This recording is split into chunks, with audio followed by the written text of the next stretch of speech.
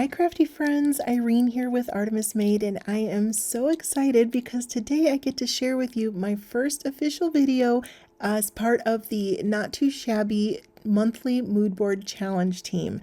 Now, what is a monthly mood board? Well, as you can see here in the graphic, it is an inspiration board basically available to you every month with a challenge. And there is a prize for a random selected winner. And all you have to do basically is use your products and this inspiration, whether it's the colors or the textures or the patterns themselves that draw you in, whatever it is, grab your products and give it a shot and see what you can make. I'm sure it's going to be fabulous. So let's jump in and take a look at what I received this month. And I was fortunate enough to receive this adorable collection called the Denim and Daisies. It is a 6x6 paper pad collection, which I believe is the paper pad of the month. And then there's also this gorgeous ephemera that goes with it, also part of the Denim and Daisies set. Now I have this sitting out here. There's actually more ephemera than what you see here. I just kind of grabbed some of the pieces to give you the vibe of the kit basically, or the vibe of the set. So you can see there's some urban stuff here, there are some buildings, and there's some traveling going on. There's Big Ben, there's the Eiffel Tower, things like that. There's some there's this really cute kitty and puppy with their little flower bandanas, flower little crowns. They're so cute. And we've got our girls out here just living their best life.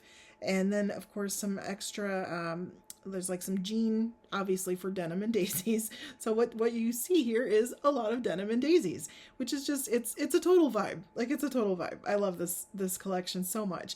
So, and these, I wish I had a pair of these of my very own. Look how cute these are. See if we can, there we go. Aren't those adorable? I would probably get a lot more exercise if my roller skates looked that cool. So I just kind of want to be this girl, whichever girl, probably one of these, that owns that set. Okay, so here I am going to start speeding up the video, and we're going to take a look at the paper pad that is in the set that I'm using here, the Denim and Daisies, and it is part of the paper pad collection of the month. You get this set, and there's another paper pad included, and it's $15.98 a month, which is a really great price point. And you even have the option to add other elements to your kit if you'd like. So I always love including the ephemera with my paper pads, and the ephemera is $9.99. So again, in the world of kits, it is an extremely affordable option. You get 2 paper pads and your ephemera if you'd like, or you can just do the 2 paper pads, either way. Or stamp sets, that's an option as well. Anyway, moving on, you just saw the paper that is in the collection. It's got a full kind of blue, green, yellow Denim and Daisy vibe, obviously. And we are going to basically make a very clean and simple card today. It's going to be very clean, very simple. So here I am taking my A2 card base, and I am going to do a side fold, or I'm sorry, not a side fold, a top fold, but a landscape card. So the A2 size is 4 1/4 by 5 1/2. So it is going to be landscape, but I'm actually going to trim parts of it, and to trim it properly, I needed it to be in the portrait orientation. So first I trimmed off 1 inch of what's going to be the bottom of my card. And now I'm going to take, or not my card front, I should say. And then I moved it down and I took off another 1.5 inches. So I've got the 1 inch at the bottom, and then I'm missing 1.5 inches in the center. And then I'm going to take this really cool kind of urban cityscape, and I'm going to cut a 2-inch strip. Now this is the it's 6x6 paper, obviously, so it's 6 inches across currently, and my card base is 5.5 inches. And then there's those 2 white strips that I chopped down. So the idea here is basically to take my white strips and overlay them onto my cityscape paper. So now if you notice what I just did here, I had that white piece on top to kind of make sure I liked where it was going to land, but then I brought it down to the bottom edge of that pattern paper. Now I'm going to hold it down with my magnets, and I'm using that as basically a guideline or a reference point for where I can put my pattern paper. So I'm gluing it down, and if you notice, I left you a little message in there. Hi. So I'm going to use that bottom piece that I moved down as a guideline, and I'm going to butt my pattern paper right up against it so that it's nice and even.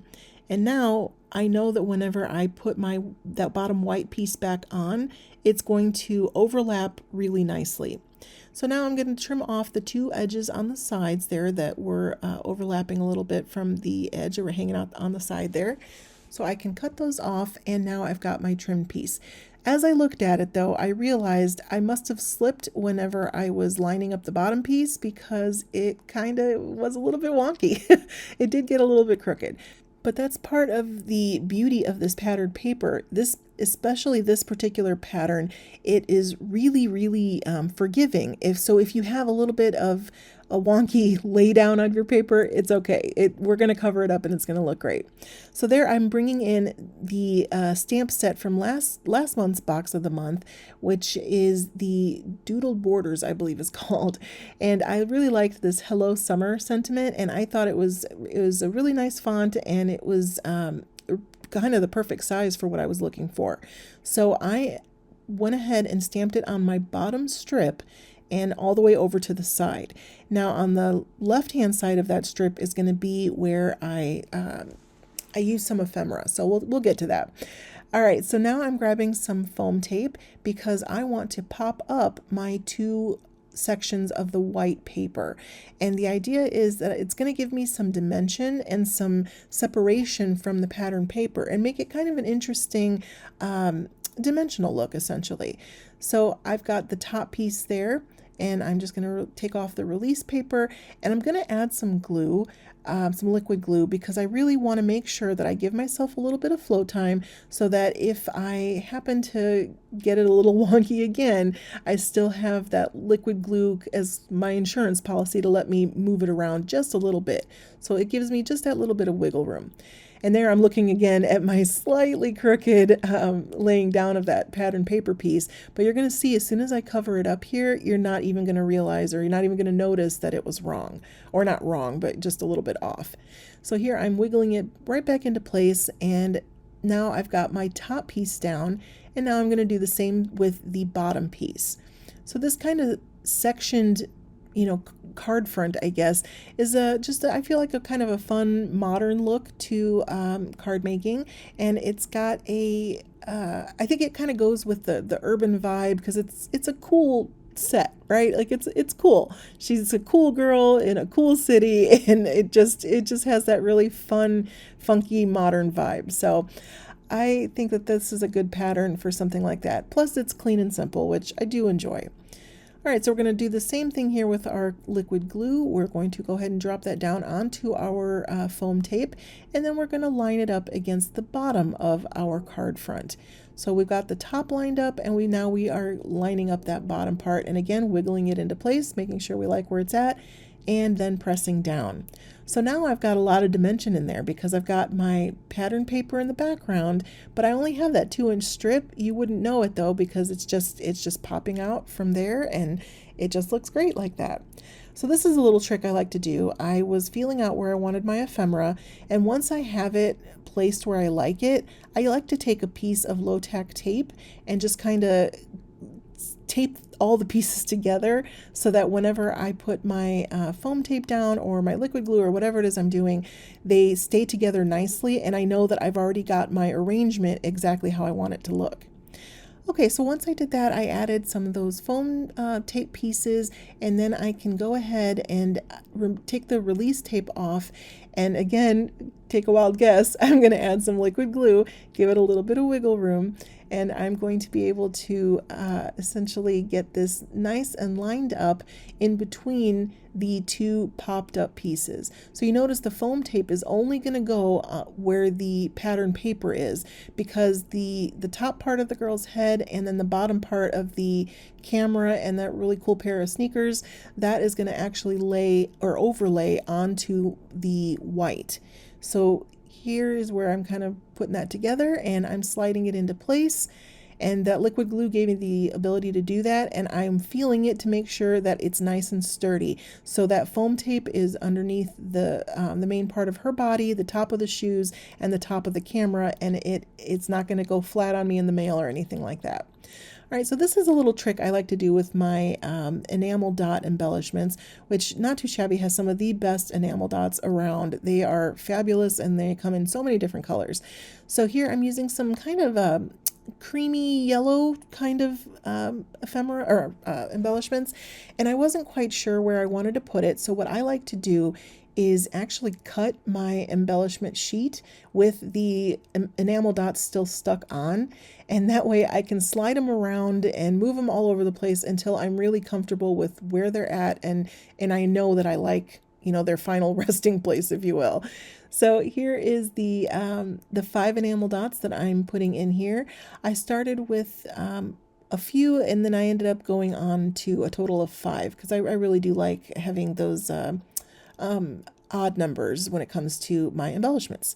Then I grabbed a jelly roll, kind of a silver glittery pen, and I am just picking a few random spots. I'm not overdoing it, just a couple of lines here and there, and I'm just following those lines. And I tried to stick in colors that would naturally match a silver, so a white, a blue, a gray, those kind of tones.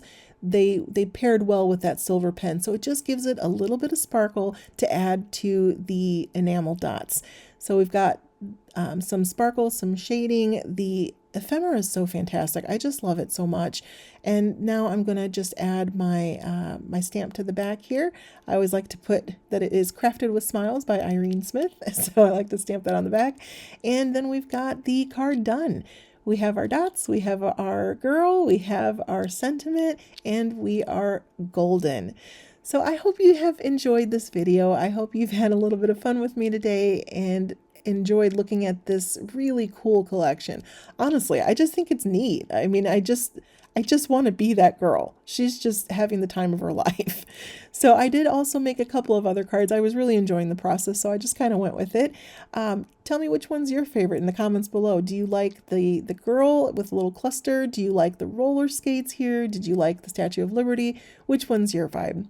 So thanks so much, and join us in the mood board challenge. You can see it on the nottoshabbyshop.com.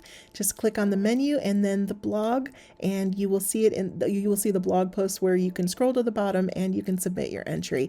And you can enter up to 3 times if you're using Not Too Shabby products. So thank you so much and have a great rest of your day.